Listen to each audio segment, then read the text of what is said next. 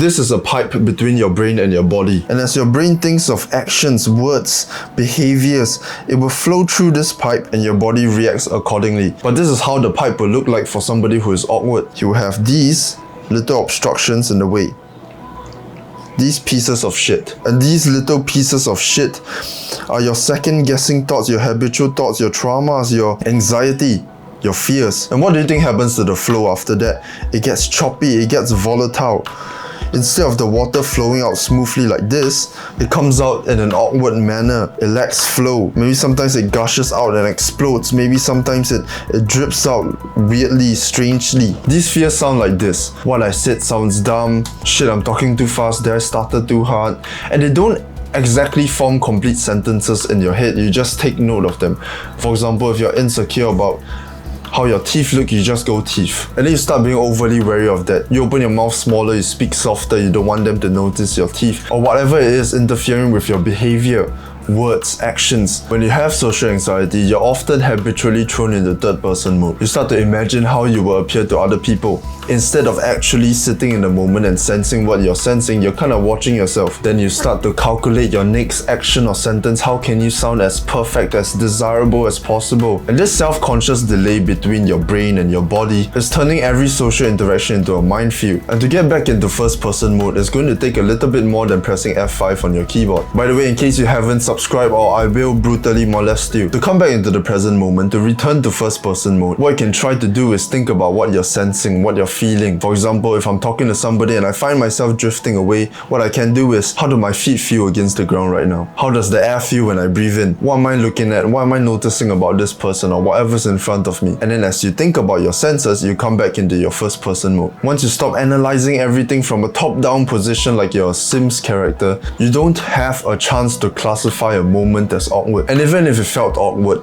you're too busy in the present moment and you move on to the next second too quickly to even harp over the awkward moment you just had. It's completely fine. Instead of aiming to reduce your mistakes and counting that as progress, we should actually aim to make more mistakes. In Adam Grant's book, Hidden Potential, the author writes about a friend he knew who wants to learn a different language and always struggled with it. And the one change he made that really helped him is, instead of thinking about minimizing your mistakes, seeing your progress and your competency by how little mistakes you make, he decided to aim to make mistakes. And he counts his progress by how many mistakes he makes a day. He sets a goal to make at least 50 mistakes a day. And by doing that, he learned the language so much quicker. One thing I think that people who are afraid of awkward interactions need to hear is, you want to relax on the focus of being interesting. When we get too caught up with trying our best to appear as interesting as possible, we'll evaluate everything we do. And we're afraid of doing the things that make us seem uninteresting, because we have the idea that being uninteresting means that love and attention will be taken away from us. Being interesting is something that is way too hard to control.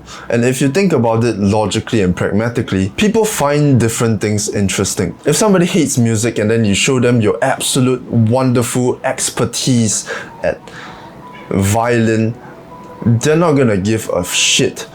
You tell them that, oh, I've performed here and there, I'm so great at this, you know, I have this mentor. If that's something they're completely uninterested in, they will be uninterested. And being an interesting person isn't something that is in your control. You can't be interesting to everybody. Presenting yourself in a fabricated way through an imagination of how your ideal self will appear is not only not going to ever be good enough, but people can see through it. And when you're in the moment, in a conversation, and you're trying to optimize your appearance, it just takes too much capacity. It will take your attention away from the actual conversation itself. And ultimately, it will definitely lead to you doing that stupid third person shit where you stare at yourself and you calculate everything you do. Trying to appear more interesting is trying to control how people see you. And if you do that, you're gonna feel incredibly disconnected in your interactions. And that could be why you lack the relationships you seek.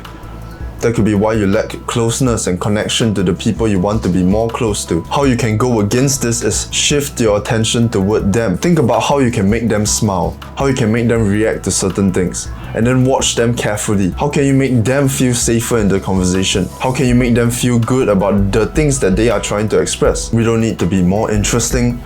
We don't need to be in perfect posture all the time, perfect eye contact, perfect charisma, never have an awkward moment, ever make zero mistakes in the way we speak. What we need the most and what is fundamentally most important in social connection is to just show up. Get the reps in, keep exposing yourself to interaction, and over time the awkwardness is going to disappear. Especially now that you're aware of it, you know why you dissociate. You know why you start to think of yourself in the third person. You know that trying to be as interesting as possible is a terrible thing to do. Not necessarily terrible, but it's just completely not beneficial and it's probably not going to work very well. True volume and noticing when you go into the third person and bring yourself back over and over and getting better at that, those little pieces of shit, those clogs in your pipe are slowly going to disappear. True volume and exposure and getting your reps in, showing up, and with this understanding of your habitual third person mode and that trying to be interesting is just not going to benefit you at all as you keep getting back into the arena, having more social interaction, keeping the proper things in mind, catching yourself when you start to drift. Those clogs, those little pieces of shit in your pipe, those green things, they are going to disappear over time and it's going to be absolutely magnificent. You got this. I love you. Good luck. It's a better world.